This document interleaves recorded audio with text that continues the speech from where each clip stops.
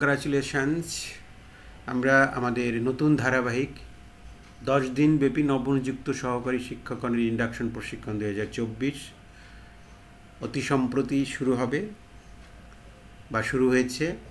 আমরা এই 10 দিন ব্যাপী নতুন শিক্ষকদের এই প্রশিক্ষণটি পরিবর্তিত কারিকুলামের সাথে সমন্বয় করে কিভাবে পরিচালনা করতে হবে সেই নিয়েই আজকে আমাদের এই আলোচনা। এবং আমরা এই 10 দিনব্যাপী প্রশিক্ষণের প্রতিটি অধিবেশন আইসিটি ট্রেনিং ফর অল চ্যানেলের পক্ষ থেকে আমরা ধারাবাহিকভাবে করে দেব। আমরা জানি যে স্মার্ট শিক্ষক স্মার্ট শিক্ষা দান করতে পারে এবং স্মার্ট শিক্ষক তৈরি করতে গেলে আমাদের স্মার্ট প্রশিক্ষণ দরকার। সেই জন্য স্মার্ট প্রশিক্ষণ পরিচালনা করার ক্ষেত্রে প্রশিক্ষণকে সহযোগিতা করার জন্য, প্রশিক্ষণ কার্যক্রমকে সহযোগিতা করার জন্য আমাদের এই আয়োজন। এবং আমাদের আইসিটি ট্রেনিং ফর অল চ্যানেলটিতে প্রতিটি প্রশিক্ষণের প্রতিটি অধিবেশন ধারাবাহিকভাবে আলোচনা করে দেওয়া হয়। স্মার্ট শিক্ষক, স্মার্ট শিক্ষা, স্মার্ট বাংলাদেশ এই স্লোগান নিয়ে শুরু করছে আমাদের 10 দিনব্যাপী নবনিযুক্ত সহকারী শিক্ষকদের ইন্ডাকশন প্রশিক্ষণের আলোচনা।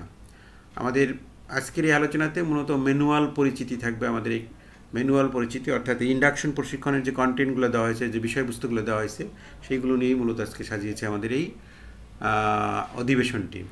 আমাদের এই টিউটোরিয়ালগুলো যদি আপনাদের ভালো লাগে তাহলে শেয়ার এবং লাইকের মাধ্যমে আপনারা অসংখ্য শিক্ষকদের কাছে পৌঁছে দেবেন। চলে যাচ্ছি আমাদের নবনিযুক্ত শিক্ষকদের ইন্ডাকশন প্রশিক্ষণের ম্যানুয়ালের যে বিষয়বস্তুগুলো রয়েছে, সেই বিষয়বস্তুগুলো কি কি এবং পুরো প্রশিক্ষণটি কিভাবে পরিচালিত হবে সেটি আমরা এখন আলোচনা করে দেব। নবনিযুক্ত সহকারী শিক্ষকগণদের ইন্ডাকশন প্রশিক্ষণ ম্যানুয়াল এটি কিন্তু পরিমার্জিত করা হয়েছে, পরিমার্জন করা হয়েছে। আগের যে ইন্ডাকশন প্রশিক্ষণটি ছিল সেটি আর যে সেট আপ ছিল সেটি অনেকটাই পরিবর্তিত, এবং এই পরিবর্তিত ম্যানুয়ালের আলোকেই মূলত এখন প্রশিক্ষণ পরিচালিত হবে। এই প্রশিক্ষণটি যে বিষয়বস্তুগুলো রয়েছে সেগুলো আমরা পর্যায়ক্রমে দেখিয়ে দেব। একজন নবীন শিক্ষক যারা শিক্ষকতা পেশায় আসছে সেই সব নবীন শিক্ষকদেরকে যদি ট্রেন্ড আপ করা না হয় তাহলে তারা ভালো পাঠদান করতে পারবে না। হতে পারে নবীন শিক্ষকগণ সবাই প্রশিক্ষিত, মানে শিক্ষিত, উচ্চশিক্ষিত, শুধু শিক্ষিত বলে ভুল হবে, উচ্চশিক্ষিত, অর্থাৎ তাদের একাডেমিক কোয়ালিফিকেশন কিন্তু অনেক ভালো।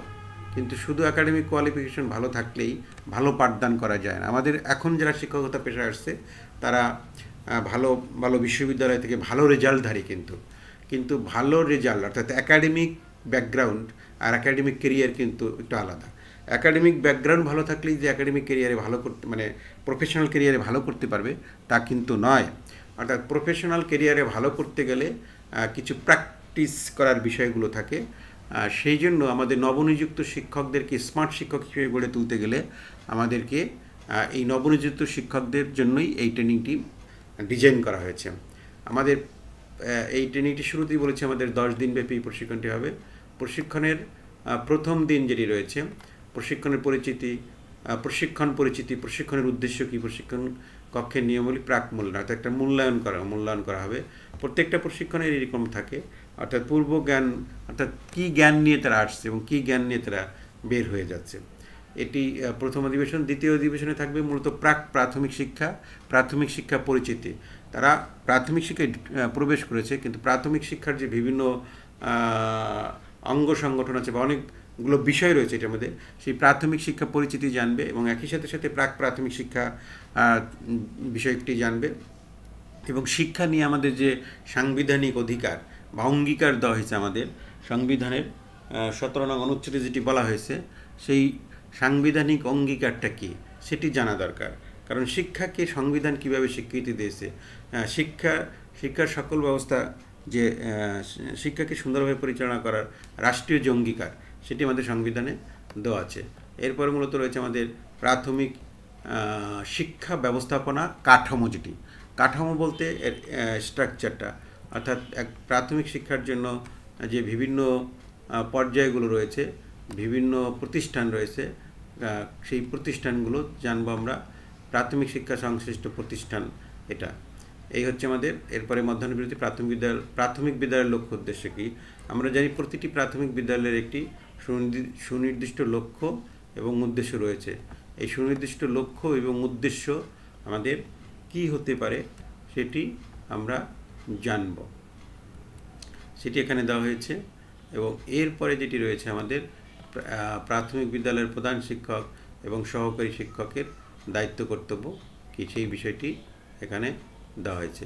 প্রধান শিক্ষক ও সহকারী শিক্ষকের দায়িত্ব কর্তব্য কী, এবং প্রাথমিক শিক্ষা সংশ্লিষ্ট যে বিভিন্ন কমিটি থাকে আমাদের, যেমন এসএমসি, বিদ্যালয় ব্যবস্থাপনা কমিটি, পিটিএ, শিক্ষক অভিভাবক সমিতি, যেটা স্লিপ কমিটি যেটা রয়েছে, স্কুল লেভেল ইমপ্রুভমেন্ট প্ল্যান যেটাকে বলছি আমরা, এই যে বিষয়গুলো সেটি নিয়ে আলোচনা থাকবে।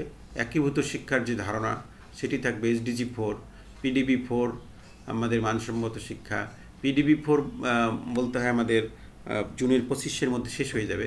এরপরে PDB 5 আসবে এবং SDG 4 সাস্টেনেবল ডেভেলপমেন্ট গোলস, সেখানে কি রয়েছে আমাদের একজন নবীন শিক্ষকদেরকে এই বিষয়গুলো ভালো করে জানতে হবে। এবং মানসম্মত প্রাথমিক শিক্ষা কি, মানসম্মত প্রাথমিক শিক্ষা সমাপন চক্র কিভাবে হবে এবং এই যে প্রতিটি স্তরে কার কী দায়িত্ব সেগুলো ভালো করে জানা। এরপরে যেটি রয়েছে শিক্ষাক্রম, এটি আমাদের মূল জিনিস। প্রাথমিক শিক্ষার লক্ষ্য উদ্দেশ্য, এই জায়গাগুলোতে পরিবর্তন আনতে হবে। আমাদের নতুন যে শিক্ষাক্রম দেওয়া হয়েছে 2021, মূলত এই জায়গাগুলোতে সেই নতুন কারিকুলামটা আলোচনা করে দিতে হবে। এবং প্রাথমিক শিক্ষার লক্ষ্য উদ্দেশ্য এখন আর নাই, প্রাথমিক শিক্ষার যে ভিশন এবং মিশন দেওয়া হয়েছে সেই ভিশন মিশন এখানে আলোচনা করতে হবে। প্রাথমিক শিক্ষার প্রান্তিক যোগ্যতা, বিষয়ভিত্তিক যোগ্যতা, এই বিষয়গুলোকে নতুন করে নতুন কারিকুলামের আলোকে দেওয়া হয়েছে। সেই জন্য আমাদের এই আলোচনাগুলো যখন করা হবে প্রশিক্ষণে, তখন কিন্তু প্রশিক্ষক অবশ্যই নতুন কারিকুলামের বিষয়টা নিয়ে আসতে হবে, কারিকুলাম আলোচনা করতে হবে। এবং নতুন কারিকুলামের যে ধারাবাহিকতা, অর্থাৎ অভিন্ন কারিকুলাম, কেজি থেকে 12 পর্যন্ত যে অভিন্ন কারিকুলাম করা হয়েছে, এবং প্রাথমিক শিক্ষার সাথে প্রাথমিক শিক্ষার প্রাথমিক শিক্ষার ভিশন এবং এর যে বিষয়ভিত্তিক যোগ্যতা, শ্রেণীভিত্তিক যোগ্যতা এবং সেই বিষয়গুলো কিভাবে আসলো সেটি কিন্তু ডিটেলস আলোচনা করে দিতে হবে। প্রাথমিক শিক্ষার প্রান্তিক যোগ্যতা, বিষয়ভিত্তিক যোগ্যতা, আবশ্যকীয় শিক্ষাক্রম, যেটা আমরা বলছি যে আমাদের শ্রেণীভিত্তিক যোগ্যতা এবং অর্জনের যোগ্যতা, এবং বিস্তৃত পাঠ্যসূচিটা কী, অর্থাৎ এই জায়গাগুলো থেকে কিন্তু তারা প্রাথমিক শিক্ষার যে কারিকুলাম করা হয়েছে সেই কারিকুলামটা জানবে। এখানে আমাদের প্রশিক্ষণে অবশ্যই নতুন কারিকুলামের যেটি দেওয়া হয়েছে সেটি আলোচনা করতে হবে এবং প্রতিটি বিষয়ের যে নতুন করে যে ঢেলে সাজানো হয়েছে কারিকুলামকে, সেই বিষয়গুলো আমাদের আলোচনা করে দিতে হবে। কোনোভাবেই পুরনো কারিকুলাম আলোচনা করা যাবে না। এরপরে পাঠ্যপুস্তক পরিচিতি, অর্থাৎ আমাদের প্রাক প্রাথমিক শিক্ষা থেকে পঞ্চম শ্রেণী পর্যন্ত মোট কতগুলো বিষয় রয়েছে, কতগুলো পাঠ্যপুস্তক রয়েছে, সেই পাঠ্যপুস্তক পরিচিতি সেটি আলোচনা করতে হবে। এক্ষেত্রে আমাদের নতুন যে পাঠ্য বইগুলো দেওয়া হয়েছে প্রথম থেকে তৃতীয় শ্রেণীর, সেই বিষয়গুলো, এবং চতুর্থ পঞ্চম শ্রেণীর আগের বইটি রয়েছে সেই জিনিসগুলো দেখাই দিতে হবে। এরপরে শিক্ষক সহায়িকা, শিক্ষক নির্দেশ শিক্ষক সহায়িকা সংস্করণ যেগুলো রয়েছে, ক্লাস রুটিন সম্পর্ক, পঠন সামগ্রী, এই জায়গাটাতে মূলত আমাদের এখন প্রথম থেকে তৃতীয় শ্রেণী পর্যন্ত যে নতুন শিক্ষক সহায়িকা আসছে সেটি আলোচনা করতে হবে। এবং বার্ষিক পাঠ পরিকল্পনা 2024 যেটা করা হয়েছে সেটি, এবং ক্লাস রুটিন, সর্বশেষ যে ক্লাস রুটিনটা ডিপি কর্তৃক অনুমোদিত যে ক্লাস রুটিন 1 শিফট 2 শিফট, সেই বিষয়গুলো, এবং এরই সাথে সাথে সম্পূরক পঠন সামগ্রী আমাদের কী কী রয়েছে এবং সেই বিষয়গুলো এখানে আলোচনা করতে হবে। এরপরে আছে শিশু সম্পর্কে ধারণা, আমাদের কারিকুলাম সম্পর্কে আমাদের নবীন শিক্ষকরা জানলো, কী কী পাঠ্যপুস্তক রয়েছে সেগুলো জানলো। এরপরে যেহেতু তারা শিশুদের পড়াবে, তাহলে শিশুদের সম্পর্কে তারা ভালো ধারণা থাকতে হবে, অর্থাৎ শিক্ষার্থী যাদেরকে বলছি আমরা। শিশু কি, শিশুরা কীভাবে শেখে, সেই যে বিষয়গুলো, অর্থাৎ চাইল্ড সাইকোলজিটা জানা, এবং চাইল্ড সাইকোলজি জানার পরে শিক্ষণের যে বিভিন্ন তথ্য রয়েছে বা শিক্ষণ কৌশল রয়েছে, টিচিং লার্নিং অ্যাক্টিভিটিস রয়েছে, সেই কৌশলগুলো কি কি, অর্থাৎ বিষয়জ্ঞানের সাথে শেখানোর যে কৌশলগুলো রয়েছে সেই কৌশলগুলো, এবং শিক্ষণের যে বিভিন্ন তথ্য রয়েছে সেই তথ্যগুলা বিভিন্ন শিক্ষা মনোবিদগণ যেগুলা দিয়েছে, এবং আমাদের বর্তমান কারিকুলাম কোন শিক্ষণ তত্ত্বের উপর ভিত্তি করে হয়েছে, এই বিষয়গুলো আলোচনা করে দেওয়া। এবং সক্রেটিস সহ যে প্লেটো, ভাইগোটস্কি, যে অনেকের যে শিক্ষা দর্শন রয়েছে সেই শিক্ষা দর্শনগুলো বা শিখন তথ্যগুলো একটু আলোচনা করে দিতে হবে, আলোচনা করার বিষয় বলা হয়েছে এখানে। এরপরে আমরা সেই বিষয়গুলো জানলাম। এরপরে চলে আসবো আমরা ক্লাসরুম, শ্রেণী ব্যবস্থাপনায়। অর্থাৎ একটা ভালো ক্লাস নিতে গেলে ক্লাসরুম ম্যানেজমেন্ট, ক্লাসরুম ডেকোরেশন, আসন, সিটিং অ্যারেঞ্জমেন্টস, এই যে বিষয়গুলো থাকে ভালো ক্লাসের, সেটি হাতে কলমে অনেকটা দেখিয়ে দিতে হবে। এই হচ্ছে আমাদের শ্রেণী ব্যবস্থাপনার বিষয়টাগুলো। এরপরে চলে আসলাম আমরা সাবজেক্ট ওয়াইজ নলেজে, অর্থাৎ প্রত্যেকটা বিষয় সম্পর্কে আমাদের এই নবীন শিক্ষকদের এই ইন্ডাকশন বা প্রারম্ভিক প্রশিক্ষণ যেটাকে বলছি আমরা, সেই প্রারম্ভিক প্রশিক্ষণে আলোচনা করা হবে। কারণ প্রতিটি বিষয় সম্পর্কে ধারণা, একটি প্রারম্ভিক ধারণা তারা এই ট্রেনিং থেকে পাবে। প্রথমে যেটি রয়েছে বাংলা বিষয়ে শেখানো কার্যক্রম পরিচালনা। এক্ষেত্রে আমরা যেটা করতে পারি, প্রত্যেকটা বিষয়ের কারিকুলামটা একটু আলোচনা করে দেওয়া, এবং কারিকুলামের পরে প্রত্যেকটা বিষয়ের মধ্যে যে বিশেষ শিখন কৌশল দেওয়া হয়েছে, সেই শিখন কৌশলগুলো আলোচনা করে দেওয়া, এবং শিখন কৌশল আলোচনা করে দেওয়ার পরে আমাদের ওই বিষয়ের যে শেখানো কার্যক্রমটা কীভাবে হবে সেটি আলোচনা করা। গণিতের ক্ষেত্রে আমাদের গণিত পাঠদানের যে পদ্ধতি রয়েছে সেই বিষয়গুলো আলোচনা করে দেওয়া, গণিতের যে উপস্থাপনের যে 3টি বিষয় রয়েছে, অর্থাৎ বাস্তব, অর্ধবাস্তব, বস্তু নিরপেক্ষ, সেটি আলোচনা করে দেওয়া। একই সাথে গণিত অলিম্পিয়াডের যে কৌশলগুলো রয়েছে সেই কৌশলগুলোর সাথে তাদেরকে করিয়ে দেওয়া, এবং আনন্দে গণিত শিখি, এই যে বিষয়গুলো গণিতের কার্যক্রমে কীভাবে আর আনন্দ মজাদার করে করা যায় সেটি আলোচনা করে দেওয়া, এবং একই সাথে এটি আলোচনা করতে হবে। এরপরে হচ্ছে বাংলা গণিতের পরে হচ্ছে ইংরেজি বিষয়ে পাঠদানের ক্ষেত্রে আমাদের যে সর্বশেষ টিএমটি ট্রেনিংয়ের আলোকে কীভাবে পাঠদান করতে হবে সেই বিষয়গুলো, এবং ইংরেজির ক্ষেত্রে যে অনেকগুলো নতুন মেথড বা টেকনিক রয়েছে, সেই টেকনিকগুলো তাদেরকে প্রথমে কারিকুলামের সাথে ইনবিল্ড করে কিছু নতুন টেকনিক তাদেরকে জানাইতে হবে, এবং ওই বিষয়গুলো কীভাবে পাঠদান করতে হবে সেটি এখানকার আলোচনা। এরপরে বাংলাদেশ ও বিশ্ব পরিচয় যেটি আমাদের রয়েছে সেই বিষয়টি আলোচনা করতে হবে। প্রাথমিক বিজ্ঞান, ধর্মনৈতিক শিক্ষা, এরপরে আমাদের যেটা রয়েছে শারীরিক শিক্ষা, সঙ্গীত, চারুকারু। এখন কিন্তু এই বিষয়গুলো আবার নেই। ধর্মনৈতিক শিক্ষা রয়েছে, কিন্তু আমাদের শারীরিক ও স্বাস্থ্য শিক্ষা যেটা করা হয়েছে সেটি আলোচনা করতে হবে। সঙ্গীত, চারুকারু, নৃত্যকলা, নাট্যকলা, এই 4টা মিলে এখন আমাদের যে শিল্পকলা করা হয়েছে সেই বিষয়গুলো এখানে আসবে। এই পুরনো বিষয়গুলো এখানে দেওয়া হয়েছে। এর জন্যই আমরা প্রতিটি অধিবেশন করে দেব, যাতে প্রত্যেকটা অধিবেশন কীভাবে আলোচনা করতে হবে সেই ধারণাগুলো আপনারা এখান থেকে পাবেন। আমরা প্রশিক্ষক যারা থাকবেন তারাও যেমন ধারণা পাবে, প্রশিক্ষণার্থী শিক্ষক যারা থাকবেন, নবীন শিক্ষক যারা থাকবেন, বা যে কোনো ব্যক্তি যারা প্রাথমিক শিক্ষা সম্পর্কে জানতে চায় তাদেরকে এই টিউটোরিয়ালগুলো অনেক কাজে দিবে। এরপরে আমাদের বিষয় আলোচনা পরে আমাদের 5 নম্বরে যেটা রয়েছে শিক্ষা উপকরণ তৈরি, অর্থাৎ ভালো পাঠদান করার জন্য যে টিচিং এইডস দরকার, টিচিং ম্যাটেরিয়ালস দরকার, সেটি সহজলভ্য উপায়ে কীভাবে শিক্ষা উপকরণ তৈরি করব, সংগ্রহ করব, ব্যবহার করব এবং সংরক্ষণ করব। কারণ শিক্ষা উপকরণ আমরা সংগ্রহ করব, কিন্তু সেটি পুনঃ ব্যবহারের জন্য আমাদের সংরক্ষণ করতে হবে। সেজন্য ব্যবহারের ক্ষেত্রে আমাদের কিছু নিয়ম নীতি মেনে চলতে হবে। সেই বিষয়গুলো নিয়ে একটি অধিবেশন দেওয়া হয়েছে। এরপরে চলে যাব আমরা মূল্যায়নের ক্ষেত্রে আমাদের সর্বশেষ আমাদের যে কারিকুলাম করা হয়েছে সেই কারিকুলামে যে ধারাবাহিক মূল্যায়নের বিষয়গুলো দেওয়া হয়েছে। ধারাবাহিক মূল্যায়ন আমাদের প্রথম থেকে 3য় শ্রেণী পর্যন্ত পুরোটাই শতভাগী হবে ধারাবাহিক মূল্যায়ন, এবং 4র্থ 5ম শ্রেণীতে আমাদের কিছু সামেটিভ অ্যাসেসমেন্ট বা লিখিত মূল্যায়ন থাকবে। তাহলে ধারাবাহিক মূল্যায়ন কেন, বা ধারাবাহিক মূল্যায়ন কীভাবে করব?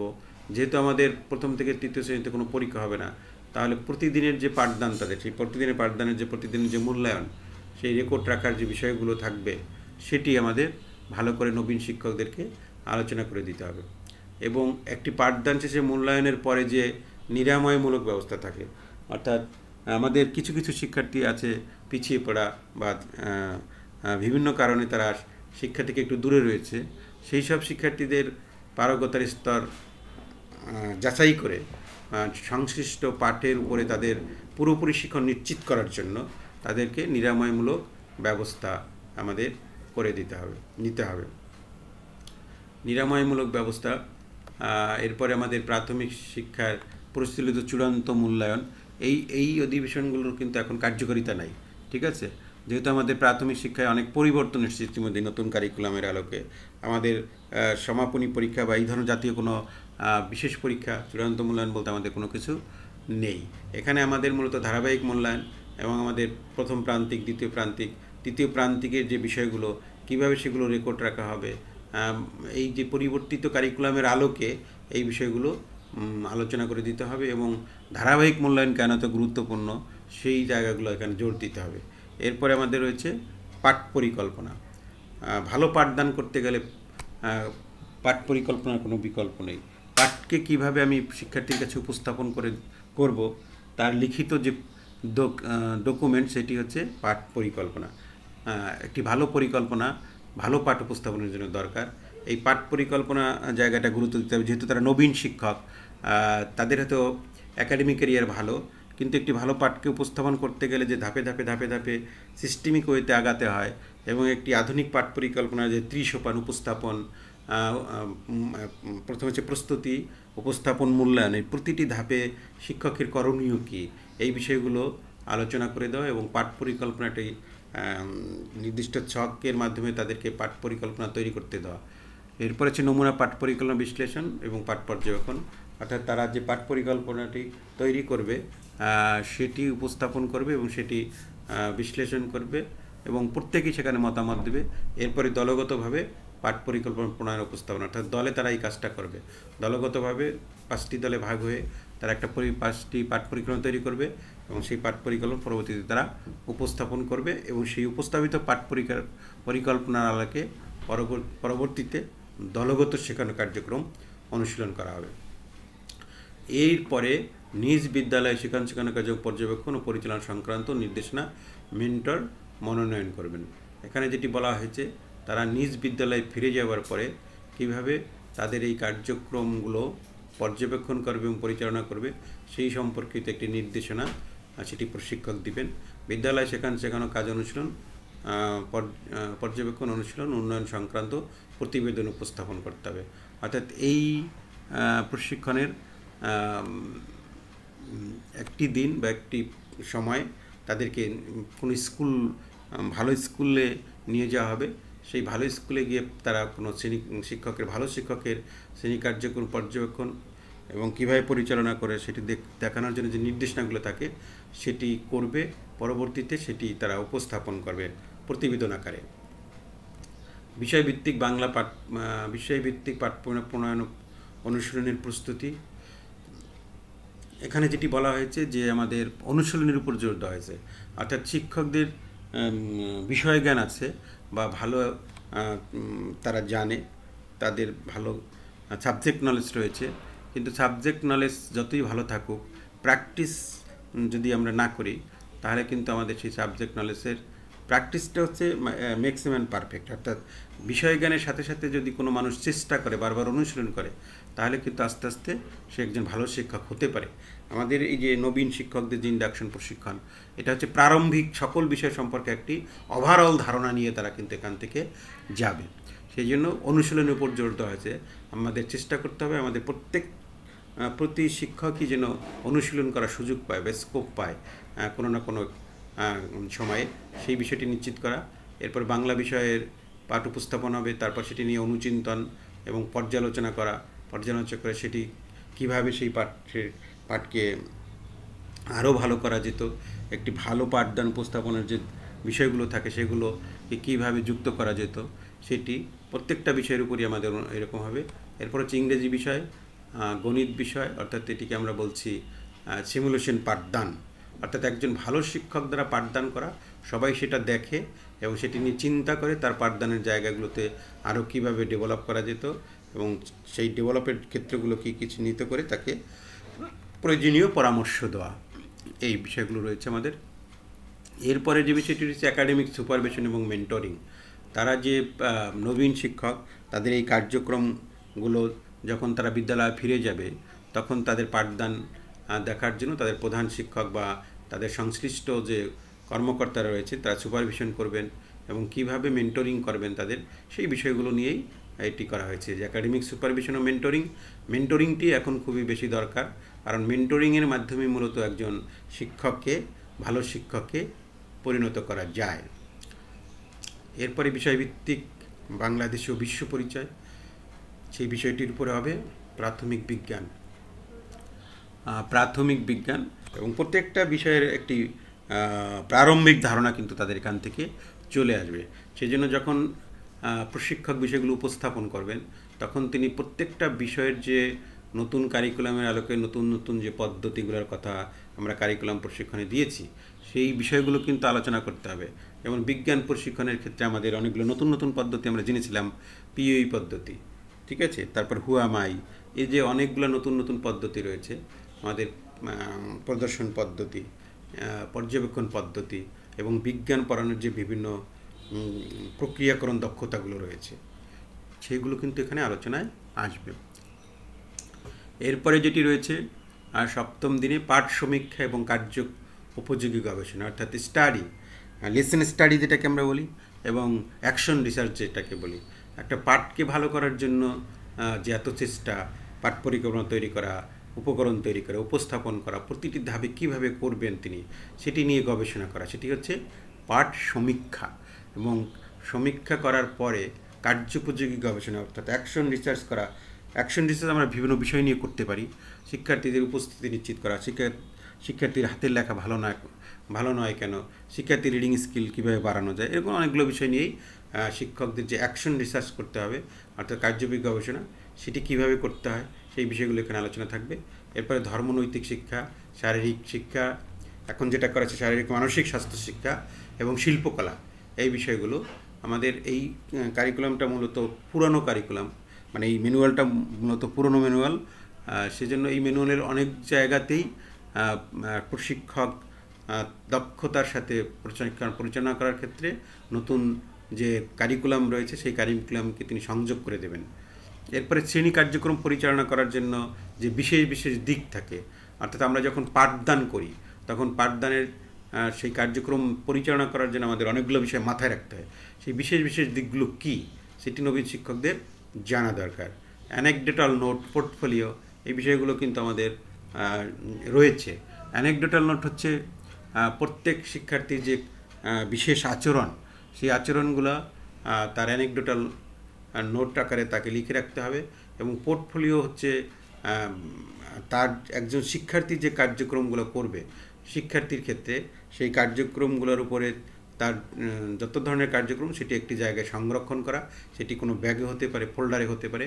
সেই প্রত্যেক শিক্ষার্থীর উল্লেখযোগ্য কার্যক্রমের যে ডকুমেন্টটা, সেই ডকুমেন্টটা তাকে পোর্টফোলিওতে সংরক্ষণ করতে হবে। তাহলে অ্যানেকডোটাল নোট কী, অ্যানেকডোটাল নোট কীভাবে লিখতে হয়, কখন অ্যানেকডোটাল নোট নিতে হয়, পোর্টফোলিও কী, কীভাবে পোর্টফোলিও সংরক্ষণ করব, সেই বিষয়গুলো নিয়ে আমাদের থাকছে অ্যানেকডোটাল নোট এবং পোর্টফোলিও। এরপরে রয়েছে অষ্টম দিনে যেটা রয়েছে শিক্ষক যোগ্যতা। শিক্ষক যোগ্যতা হচ্ছে টিচার্স কম্পিটেন্স। এখন আমাদের নবীন শিক্ষকদের নতুন কারিকুলামের আলোকে সর্বশেষ আমরা বিটিপিটি প্রশিক্ষণে যেটি পেয়েছি, সেটি কিন্তু এখানে আলোচনা করতে হবে। সেটি হচ্ছে আমাদের সহকারী শিক্ষকদের শিক্ষক যোগ্যতা এখন 9টি এবং প্রধান শিক্ষকদের শিক্ষক যোগ্যতা হচ্ছে 12টি। এই 9টি শিক্ষক যোগ্যতা কী কী সেগুলো ইন ডিটেলস এখানে আলোচনা করে দিতে হবে। এবং প্রত্যেকটা শিক্ষক যোগ্যতা অর্জন করার জন্য যে নির্দেশক বা সূচকগুলো রয়েছে এবং যে সেটি যাচাই করার জন্য যে ডকুমেন্টগুলো লাগবে, সেটি কি হবে, সেই বিষয়গুলো নিয়ে শিক্ষক যোগ্যতা। আলটিমেট আমাদের শিক্ষক প্রশিক্ষণ বলি বা যত কোনো কার্যক্রমই বলি না কেন, আমরা সকল কিছুর মূলেই হচ্ছে দক্ষ শিক্ষক, যোগ্য শিক্ষক, ভালো মানের শিক্ষক তৈরি করা। সেই ভালো মানের শিক্ষক তৈরি করতে গেলে একজন শিক্ষকের কী কী যোগ্যতা থাকা দরকার, সেইগুলো নিয়েই মূলত শিক্ষক যোগ্যতা। সেখানে আমরা মোট সহকারী শিক্ষকদের জন্য যে 9টি শিক্ষক যোগ্যতা করা হয়েছে, সেই প্রত্যেকটা শিক্ষক যোগ্যতার আওতায় যে সুনির্দিষ্ট নির্দেশকগুলো রয়েছে, সেগুলো জানা, সেই প্রতিটি নির্দেশক ধরে ধরে তার শিক্ষক মান বের করা। এরপরে যেটা রয়েছে শিক্ষকদের পেশাগত কাজ চিহ্নিতকরণ, পেশাগত সম্পর্ক রেকর্ড উন্নয়ন, পরিচিতি বা আরপিডি যেটাকে আমরা বলছি। আরপিডি এখন আমাদের আরপিডি একটি গুরুত্বপূর্ণ বিষয়, কারণ একজন শিক্ষকের পেশাগত দক্ষতা উন্নয়নের জন্য তার প্রতিটি কার্যক্রমের একটি রেকর্ড রাখা দরকার, যেটি খুবই গুরুত্বপূর্ণ একটি বিষয়। একজন শিক্ষককে যদি আমরা ডেভেলপ করতে চাই, একজন শিক্ষক যদি সুন্দর করতে চাই, ভালো শিক্ষক তৈরি করতে চাই, আলোকিত শিক্ষক তৈরি করতে চাই, তাহলে তার আরপিডি রাখতে হবে এবং আরপিডিতে সংরক্ষিত থাকবে তার বিভিন্ন পেশাগত রেকর্ড যেগুলো, এবং আসলে একজন শিক্ষকের পেশাগত কাজ কী সেই বিষয়গুলো আলোচনা করা। পেশাগত আচরণ এটি একটি গুরুত্বপূর্ণ বিষয়, কারণ বিষয় জ্ঞানের সাথে সাথে ভালো মানের শিক্ষক হতে গেলে শিক্ষকদের যে প্রফেশনাল বিহেভিয়ারটা আছে, সেই প্রফেশনাল বিহেভিয়ার একজন শিক্ষকের কী হওয়া উচিত।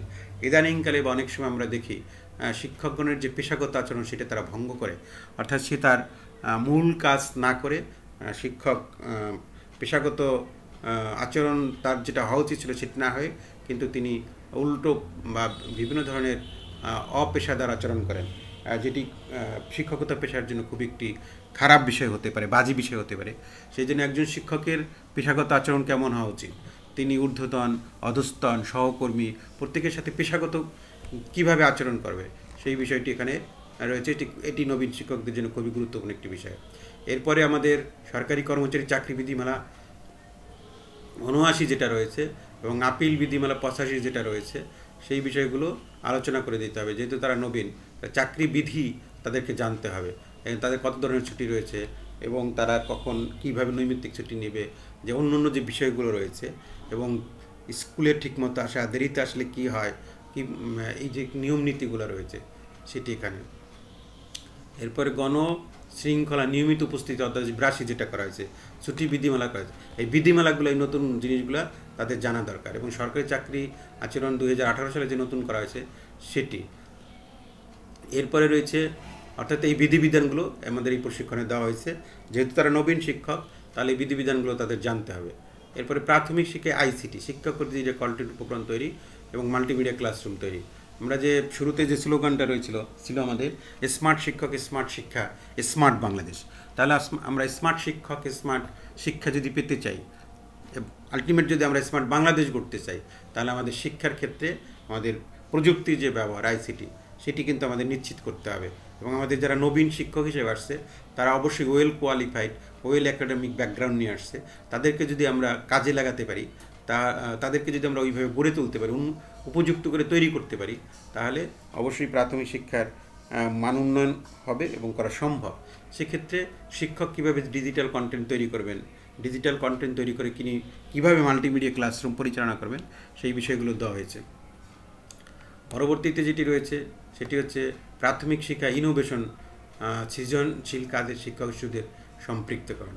ইনোভেশন হচ্ছে একটি নতুন আইডিয়া, যেটির মধ্য দিয়ে মানে নতুনত্ব কিছু তৈরি করা, যেটির মধ্য দিয়ে আমাদের শিক্ষার ক্ষেত্রে পরিবর্তন আসতে পারে। এই ধরনের কাজ সৃজনশীল কাজ, শিক্ষক হবে সৃজনশীল, শিক্ষক হবেন ইনোভেটিভ মাইন্ডের। সেই জন্য তার কাজে তিনি কীভাবে শিশুদের সম্পৃক্ত করবে সেই বিষয়গুলো আলোচনা করা হয়েছে এখানে। এবং জাতীয় শুদ্ধাচার, শিষ্টাচার, নৈতিকতা, কর্মক্ষেত্রে সুরক্ষা, অভিযোজন, এই বিষয়গুলো আলোচনা করা হয়েছে। অর্থাৎ অনেকগুলো নতুন বিষয় এখানে কিন্তু আনা হয়েছে। শুদ্ধাচার কী, শিষ্টাচার কী, চাকরির ক্ষেত্রে শিষ্টাচার কীভাবে পরিচালনা করতে হবে, কর্মক্ষেত্রে কীভাবে নিজেকে সুরক্ষা রাখা বা সুরক্ষিত রাখা, এবং কীভাবে আমি অভিযোজনে সক্ষম হব।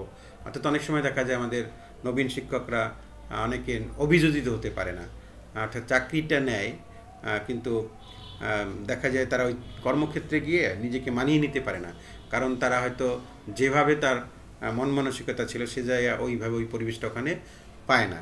সেই ক্ষেত্রে তার অভিযোজিত হইতে কিন্তু সময় লাগে বা অভিযোজিত হতে পারে না, ভালো লাগে না তার এটা। কিন্তু এইটার থেকে বেরিয়ে এসে কীভাবে আমি নিজেকে অভিযোজিত করতে পারবো সেই বিষয়গুলো নিয়ে আলোচনা করা হয়েছে। এরপরে যেটি রয়েছে সহজ শিক্ষাকর্মী কার্যক্রম, অর্থাৎ স্কুলের লেখাপড়ার পাশাপাশি সাংস্কৃতিক কার্যক্রম, খেলাধুলা, সাহিত্য, জাতীয় দিবস, cup, student council, traffic rules জানা। অর্থাৎ আমাদের অনেক শিক্ষার্থী আছে স্কুলগুলো রাস্তার পাশে, সেক্ষেত্রে অনেক সময় তারা ট্রাফিক রুল না জানার কারণে অনেক দুর্ঘটনা ঘটে। এরপর কীভাবে স্টুডেন্ট কাউন্সিল গঠন করতে হবে, কাবের কার্যক্রমগুলো কীভাবে পরিচালনা করতে হবে, বিভিন্ন জাতীয় দিবস কীভাবে পালন করতে হবে, স্কুলের সাহিত্য, খেলাধুলা, সাংস্কৃতিক কর্মকাণ্ড।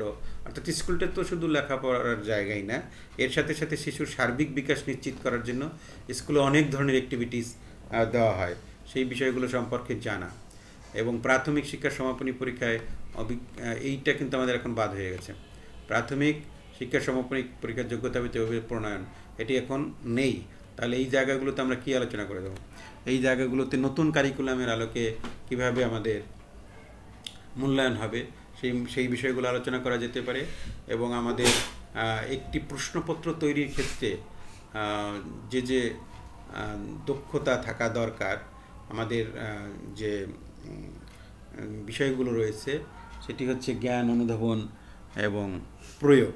এই যে তিনটি বিষয়, এই তিনটি বিষয়ের সাথে লিঙ্ক করে কীভাবে প্রশ্নপত্র তৈরি করা হয়, বা বেঞ্জামিন ব্লুমের যে প্রশ্নপত্র তৈরির ক্ষেত্রে যে বিষয়গুলো রয়েছে সেটি আলোচনা করা দেওয়া যেতে পারে। এরপরে রয়েছে আমাদের 10ম দিনে পাক্ষিক সভা, অর্থাৎ স্কুলে যে একাডেমিক মিটিং যেটা হয় প্রতি 15 দিন পর পর যে পাক্ষিক সভা করা হয় 15 দিনের কার্যক্রমের উপরে, সেইটাকে বলছি আমরা পাক্ষিক সভা। এবং চাহিদাভিত্তিক সাবক্লাস্টার, যেটা আমাদের এখন এই চাহিদাভিত্তিক সাবক্লাস্টার এই কার্যক্রমটা বন্ধ রয়েছে, সেক্ষেত্রে আমরা বিষয়ভিত্তিক প্রশিক্ষণ সহ অন্যান্য প্রশিক্ষণের বিষয়গুলো এখানে আলোচনা করতে পারি। এবং পাক্ষিক সভাটা কীভাবে হয়, কীভাবে পাক্ষিক সভা পরিচালনা করতে হয়, পাক্ষিক সভায় কোন বিষয়গুলো আলোচনা হয়, সেই বিষয়গুলো আলোচনা করে দেওয়া যেতে পারে। এরপরে সামাজিক উদ্বুদ্ধকরণ, অর্থাৎ সোশ্যাল মোবিলাইজেশন, সেটি খুব দরকার। এক্ষেত্রে উঠান বৈঠক কীভাবে করতে হবে, মা সমাবেশ কীভাবে করতে হবে, হোম ভিজিট কীভাবে করতে হবে, হোম ভিজিটের ফর্ম এই যে বিষয়গুলো থাকে সেটি আলোচনা করা।